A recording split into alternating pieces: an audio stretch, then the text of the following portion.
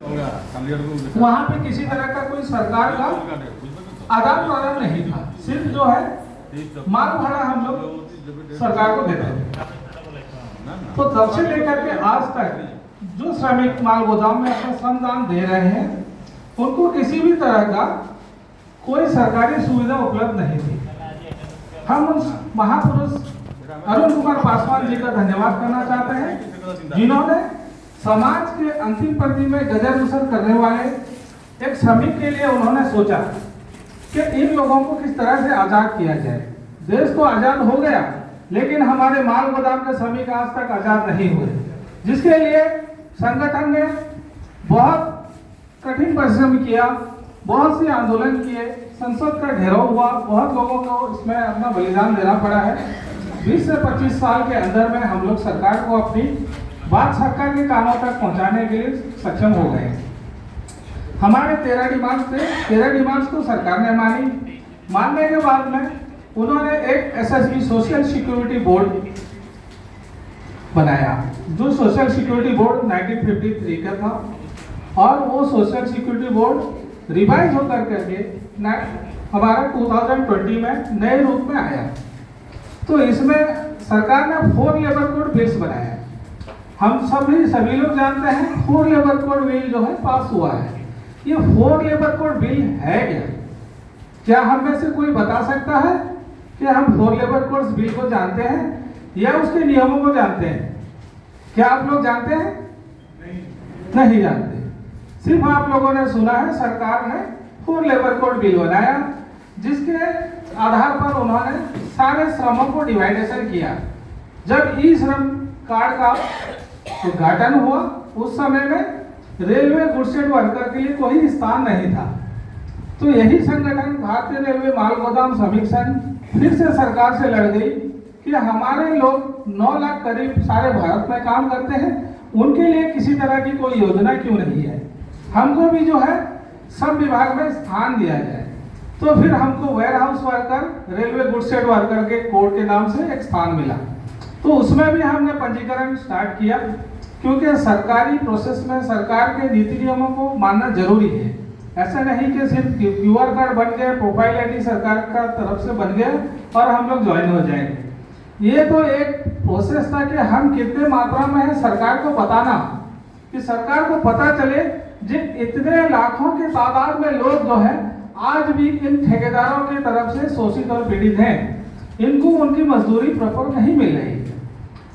जब सरकार ने एक कॉर्पोरेशन बनाई, dedicated freight corridor corporation limited, इसके लिए उन्होंने 4 लाइन ट्रैक्स का निर्माण किया, जो कि पूर्व पश्चिम उत्तर दक्षिण को जोड़ दिया गया। इसमें सिर्फ मालगाड़ियां चलेगी, वो भी जो डेवलप मालगाड़ियां जिनमें आधुनिक इंजन और ट्रांसपोर्टेशन के हिसाब से किसी भी सेक्टर का माल लोडिंग और लोडिंग हो, या कार के उद्योग हो या मोटर व्हीकल्स हो, शिपिंग यार्ड को जोड़ा गया, कार्गो पार्ट में एयरपोर्ट्स को जोड़ा गया, सारे जगह में हमारे प्लेटफॉर्म्स बने। ये प्लेटफॉर्म पूरे विश्व में 2 जगह है, एक चाइना में है और दूसरा जो इंडिया में बन रहा है। संगठन का सिर्फ इतना ही सरकार से कहना है कि अगर आप इतना बड़ा कॉर्पोरेशन बनाया आपने, तो इसमें जो एग्जिस्टिंग वर्कर है उनको स्थान दिया जाए। यही है ना बात, कि हम लोग अगर बहुत सालों से श्रमदान दे रहे हैं तो हमारा सबसे पहला हक और अधिकार है उस प्लेटफॉर्म में बैठने का। तो सरकार ने उस चीज को मानने के बाद में हमारे डिमांड्स को माना। श्रम विभाग में भी हमको जो है ऐड किया, जिसकी वजह से हम लोग क्यूआर कार्ड के साथ में ई श्रम कार्ड भी बनाया, और ई श्रम कार्ड को जो है अपने क्यूआर कार्ड से संयोगीकरण का एक प्रोसेस बनाया। इसलिए बनाया क्योंकि ई श्रम जो है वो सारे श्रम के लिए है, जैसे फिटर हो गया, इलेक्ट्रिशियन हो गया, कंस्ट्रक्शन वर्कर्स हो गया, और जो प्लेटफॉर्म बेस्ड वर्कर है सबके लिए प्लेटफॉर्म बना। तो हम अगर माल गोदाम के वर्कर हैं तो हम अपना प्रोफेशनल कार्ड को उसमें जोड़ेंगे, तब ना हम माने जाएंगे माल गोदाम के वर्कर हैं। इसीलिए अब आप लोग का लिंकिंग प्रक्रिया को किया गया। लिंकिंग प्रक्रिया होने के बाद में एसएसबी सोशल सिक्योरिटी बोर्ड 2020 जो सरकार ने लागू किया है, इसमें हमको जुड़ना पड़ेगा, क्योंकि इसके बहुत सारे लाभ हैं। इसमें हमको एक्सीडेंटल बेनिफिट जो है 25 लाख मिलता है, और जो इंजरी हो जाएगा उनके लिए 5 लाख का प्रोविजन है। स्टेट की तरफ से भी मिलेगा, सेंट्रल की तरफ से भी मिलेगा। ये सारे प्रोविजन को बनाने में और सारी प्रक्रिया को हम आगे बढ़ाने में बहुत सारा समय लगता है, क्योंकि 40, 50 या 100, 200, हजारों की तादाद में नहीं, लाखों की तादाद में हमारी संख्या है। तो इस काम को करने में हम सक्षम हुए हैं। अभी हम जो सेफ्टी एंड ऑक्यूपेशनल हेल्थ का प्रोग्राम कर रहे हैं, ये भी सरकारी प्रक्रिया का एक भाग है, जो कि हमारा सेफ्टी एंड ऑक्यूपेशनल बिल हमारा पास हुआ है। जो 4 लेबर कोड बिल पास हुआ है वो मैं आपको आज पढ़ करके सुना देता हूं। आप चाहें तो इंटेलिजेंस से रिपोर्ट भी ले सकते हैं। 4 लेबर कोड बिल क्या है? इस बिल के तहत जो लोग एसएसबी में पंजीकृत होंगे और उनका सारा डाटा, आप लोग सुने होंगे गैंग लिस्ट बन रहा है। गैंग सूची क्या है?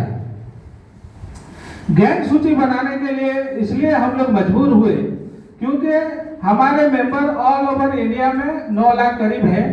9 लाख लोगों को सेंट्रलाइज सिस्टम के हिसाब से इंप्लीमेंट करना संभव नहीं था, क्योंकि हम सरदार, मुंशी, अंसलर और लेबर, ये 4 कैटेगरी के लोग हमसे जुड़े हुए हैं।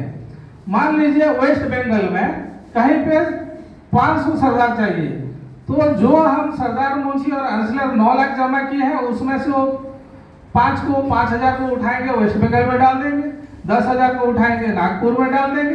तो उसमें कौन से डिवीजन और कौन से जोन के लोग हैं ये पता नहीं चलेगा। मान लीजिए सब सारे लोग एसोसिएट मेंबर्स जो हैं, एसोसिएट मेंबर्स के लिए संभव है वो कहीं